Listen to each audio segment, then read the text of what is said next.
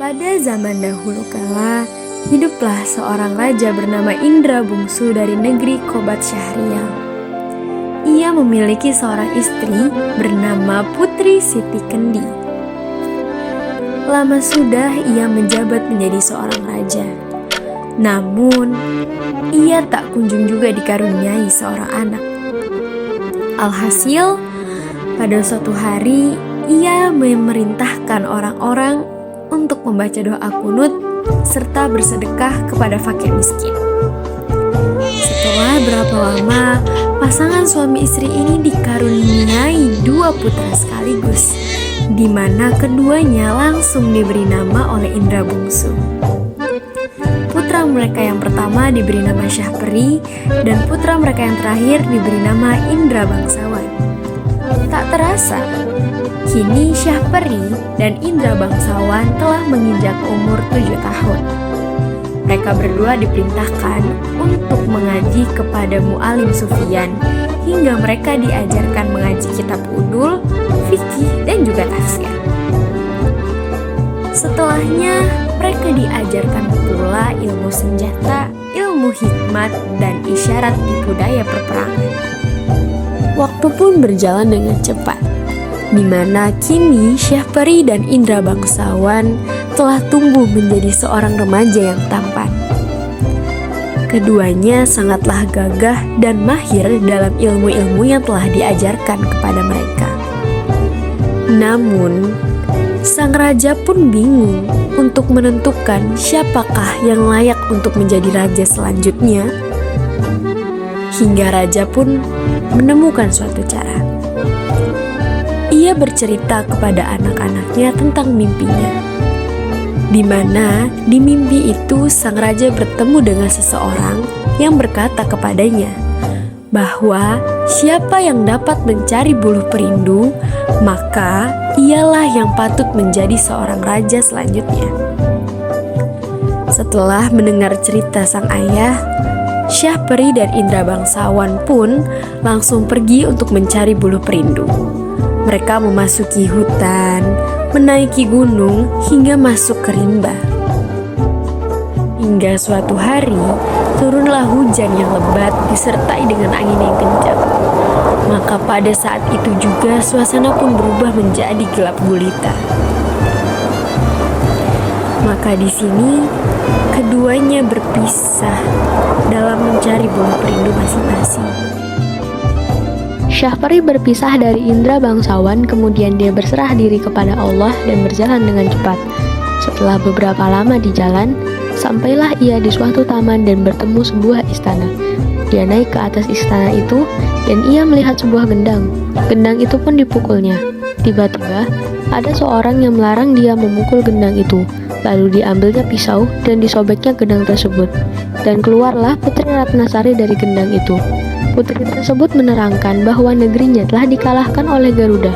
Sebab itulah ia ditaruh oleh orang tuanya di dalam gendang tersebut dengan suatu tempat cekung yang berisi perkakas dan dayang-dayangnya. Dengan segera, Syahperi mengeluarkan dayang-dayang itu, dan ketika Garuda datang, Garuda itu pun dibunuhnya. Syahperi pun menikahi Putri Ratnasari. Indra Bangsawan pergi mencari saudaranya. Ia sampai di suatu padang yang luas, dan ia masuk ke sebuah gua dan bertemu dengan seorang raksasa. Raksasa itu menceritakan bahwa Indra Bangsawan berada di negeri antah berantah yang dipimpin oleh Raja Kabir. Raja Kabir itu takluk kepada Buraksa dan menyerahkan Putri Kemalasari sebagai penghormatan. Jika tidak, negerinya akan dimusnahkan oleh Buraksa. Raja Kabir mengumumkan bahwa barang siapa yang membunuh Buraksa akan dinikahkan dengan anak perempuannya yang cantik. Kemudian, Putri Kemalasari pun sakit mata. Para ahli nujum mengatakan bahwa hanya air susu harimau yang beranak mudalah yang dapat menyembuhkan penyakit itu. Baginda pun mengumumkan, barang siapa yang dapat susu harimau beranak muda, ialah yang akan menjadi suami Tuan Putri. Setelah mendengar perkataan Baginda, si hutan pun pergi mengambil seruas bulu yang berisi susu kambing serta menyangkutkannya kepada pohon kayu. Dan ia pun menunggu pohon itu. Sarung kesaktiannya dikeluarkannya, dan rupanya pun kembali seperti dahulu. Kemudian, datanglah 9 anak raja meminta susu kambing tersebut yang dikiranya susu harimau beranak muda itu.